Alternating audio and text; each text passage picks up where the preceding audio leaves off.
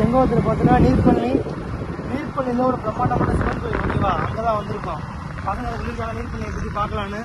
Okay, இதுதான் நீர்ப்பள்ளியோட entrance பார்த்துக்கோங்க. இதுதான் நீர்ப்பள்ளியோட என்ட்ரன்ஸு. அடுத்து டேரெக்டாக உள்ளே போனோம்னா நம்ம கோயில் ஓகேவா. நம்ம பார்த்தீங்கன்னா நமக்கு அட்ரஸ் என்ன பார்த்தீங்கன்னா ஓகேவா, நீர்ப்பள்ளி கட்டாயம் வந்துட்டோம்னா நீர்ப்பள்ளி பேக்கரி, இந்த பேக்கரியில் லெஃப்ட் சைடு ஓகேவா. நம்ம ஃபுல் வீடியோவில் பார்க்கலாம் கனெக்ட் ஆகி. இதுதான் நம்ம கோயிலோட ஃபுல் வியூ. இதை பாருங்களேன் எவ்வளோ பிரம்மாண்டமாக இருக்குது. சோழர்களோட கலைகள் மற்றும் இதில் எவ்வளோ பிரம்மாண்டமாக இருக்குன்னு பாருங்க நண்பா. இன்றைக்கி எங்கே வந்துட்டு பார்த்தீங்கன்னா புதுக்கோட்டை மாவட்டம் நீர்ப்பள்ளி கோயிலுக்கு வந்திருக்கோம். நம்ம ஃப்ரெண்ட்ஸுங்களாம் நிறையா சொல்லியிருக்காங்க இந்த கோயிலை பற்றி ரிவ்யூ பண்ணலாம் நல்லாயிருக்கும், பட்டு வீடியோக்கு சூப்பராக சொல்லியிருக்காங்க. அதனால் கஷ்டப்பட்டு இந்த கோயிலுக்கு நம்ம உண்மையாக சொல்லணும்னா நம்மள இந்த ஊர் தான். அதனால் சும்மா காலையிலே கிளைமேட் கொஞ்சம் நல்லா இருக்குது. அதனால் என்ன பண்ணியிருக்கோம், வீடியோக்கான வந்திருக்கோம்.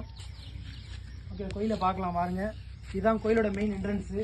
அதுக்கு முன்னாடி இந்த கோயிலை பற்றி அட்ரஸ் சொல்லணும்னா என்ன சொல்லணும்னா புதுக்கோட்டை மாவட்டத்து நீங்கள் புதுக்கோட்டை மாவட்டம்னா புதுக்கோட்டை மாவட்டத்தில் என்ன பண்ணால் சும்மா நீர்ப்பள்ளி வந்து 35 கிலோமீட்டர் கோயில். அதுக்கப்புறம் பார்த்தீங்கன்னா திருச்சினா இன்னும் பக்கம். நான் திருச்சியிலேருந்து 22 கிலோமீட்டர் பக்கத்தில் இருக்குது கோயில் ஓகேவா. நம்ம பார்க்கலாம். அதுக்கப்புறம் கோயிலோட அவுட் வியூ, இதுதான் கோயிலோட அவுட் வியூ. அப்புறம் மரங்கள். இதுக்கு முன்னாடி சோழர்கள் கண்டுபிடிச்ச ஒரு இது என்னென்னா நம்ம கோயிலுக்குள்ளே என்ட்ரனோன்னா சுத்தமாக போகணும் ஓகேவா. அதுக்காக அப்போ என்ன பண்ணால் ஃபுல்லாக கல்லில் ஃபுல்லாக செதுக்கி என்ன பண்ணியிருக்காங்கன்னா கோயில் விட்டிருக்காங்க. அது ஃபுல்லாக ஒரு உரை கிணறு ஓகேவா. நம்ம கோயிலுக்கு உள்ளே போனாலும் நம்ம காலை கழுவிட்டு சுத்தமாக போகணும். அதுக்காக ஒரு உரை கிணறு அது ரெடி பண்ணியிருக்காங்க. அந்த உரை கிணறை மட்டும் பாருங்களேன் என்ட்ரன்ஸு பாருங்கள். கிணத்தை பார்க்கலாம் வாங்க. அதுக்கப்புறம் வீடியோக்குள்ள டீட்டெயிலாக உள்ளே போயிடலாம். ஃபஸ்ட்டு உள்ளே என்ட்ரன்ஸ் கிணறு ஓகேவா. அதை பற்றி இது பண்ணி ஆனால் அந்த கிணறு இப்போ பராமரிப்பு இல்லாமல் இருக்குது. இருந்தாலும் நல்லா இருக்குது அந்த கிணறு பாருங்களேன். இதுதான் அந்த கிணறோட ஃபுல் அவுட் வியூ. இது ஏகப்பட்ட ஆக்சிடென்ட் வந்து கொஞ்சம் கிணறுடைய பராமரிக்காமல் விட்டுட்டாங்க. பாருங்க நண்பா, நம்ம கோயிலுக்கு உள்ளே வந்தாச்சு. உள்ளே பர்மிஷன் கேட்டு உள்ளே வந்திருக்கோம். வந்ததுக்கப்புறம் பாருங்களேன் நமக்கு என்ட்ரன்ஸ் இருக்குல்ல. என்ட்ரன்ஸ் இருக்குன்னா நம்ம வீடியோவில் ஏற்கனவே இந்த வீடியோ நம்ம போட்டிருப்போம். நம்ம அந்த சிவன் கோயிலை பற்றி வீடியோ போட்டிருப்போம். டீட்டெயிலாக கொஞ்சம் பார்க்கலாம் பாருங்களேன். அந்த கோயிலோட என்ட்ரன்ஸ் நான் படிச்சிருக்கோம் தெரியுமா. நம்ம புக்கில் படிச்சிருப்போம். திருவாசகம், கம்பராமாயணம் மற்றும் மணிமேகலை எல்லாம் இருக்குல்ல. பட்டி மண்டபங்கள் தெரியுமா. அந்த பட்டி மண்டபங்கள் இதான் தெரியும் நண்பன் பாருங்கள். வந்தோடனே என்ட்ரன்ஸ் இருக்குல்ல, அந்த என்ட்ரன்ஸையும் நம்ம வந்து பட்டி மண்டபங்கள் ஓகேவா அது மாதிரி கொடுத்துருக்காங்க. அடுத்து வந்து ஃபுல்லாமே அது பார்த்தீங்கன்னா அடுத்து ஃபுல்லாமே கல்வெட்டுகள் நண்பா.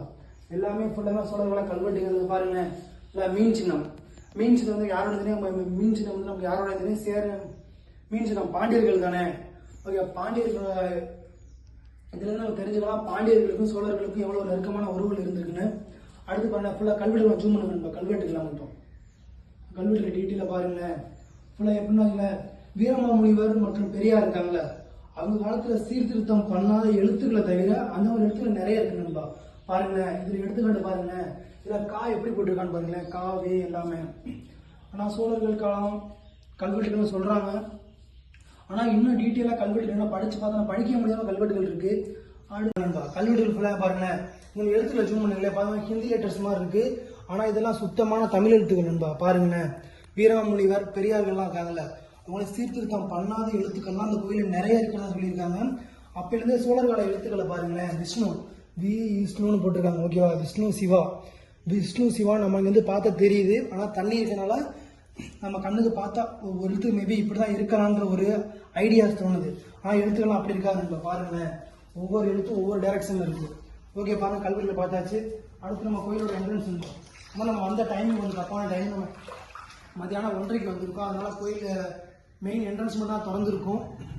நம்ம நடைவாசல் கூட்டியிருக்கோம். அதனால் பார்த்துங்க இது மட்டும் தான் கோயிலோட அவுட்டிங். மேலே பாருங்க நண்பா கோயில் அமைச்சோம்.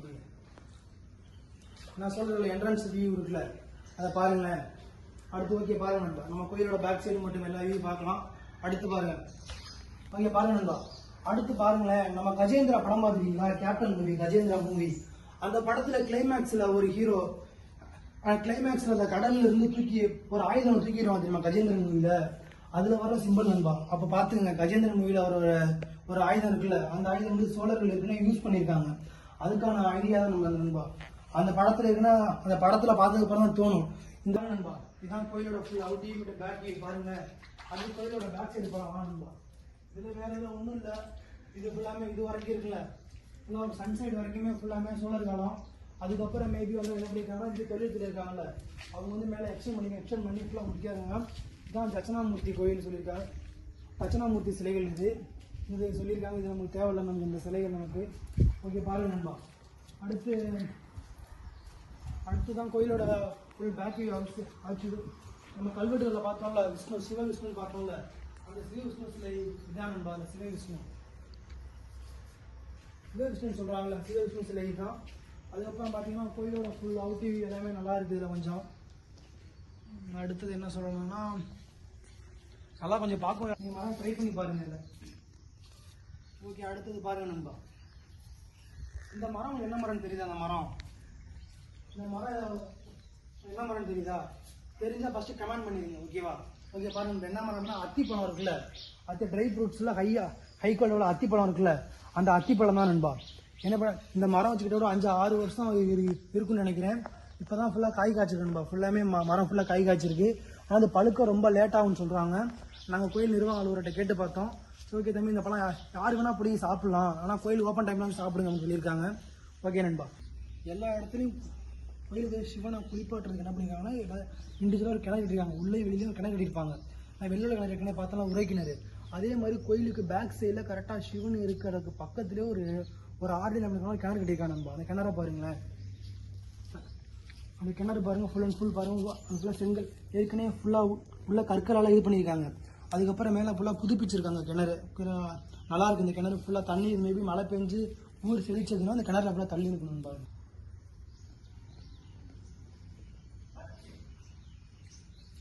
பாருங்க நண்பா. அடுத்து ஒரு கல்வெட்டு ஏற்கனவே சொல்லியிருப்பேன், கல்வெட்டு நிறையா இருக்குன்னு.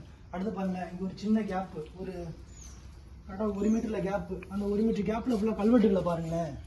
எக்கச்சக்க கல்வெட்டுகள் இருந்துச்சு. ஃபுல்லாமே கல்வெட்டுகளாக வச்சுருக்காங்க. கல்வெட்டுலாம் அடுத்து என்ன பார்க்க போகிறோம்னா சிவலிங்கம். ஓகேவா? நான் சிவனோட வாகனம் எதுனா காளை மாடு தானே, நந்தி. ஓகேவா? அந்த நந்தியை பாருங்க. அந்த நந்தியோட பிரம்மாண்டமான வியூ பார்க்கலாம். ஓகே பாருங்க நண்பா. அது எங்கே வந்துருக்க பார்த்தீங்கன்னா லிங்கம். ஓகேவா? நம்ம சிவனோட லிங்கம். அதுக்கப்புறம் பார்த்தீங்கன்னா நந்தி. ஓகேவா?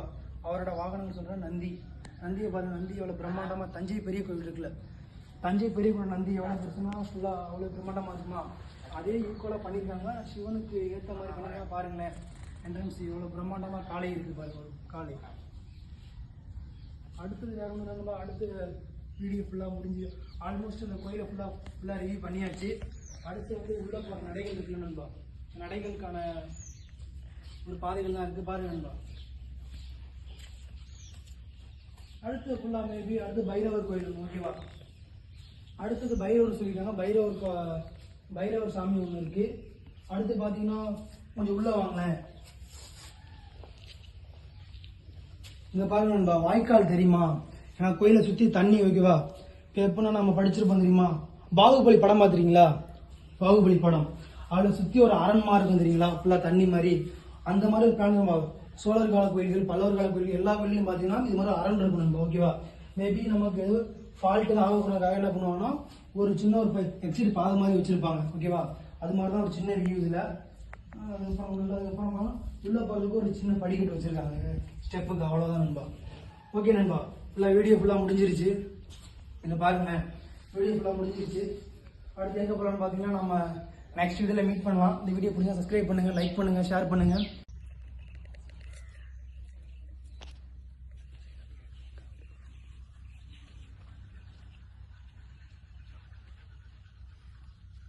ஃபாஸ்ட்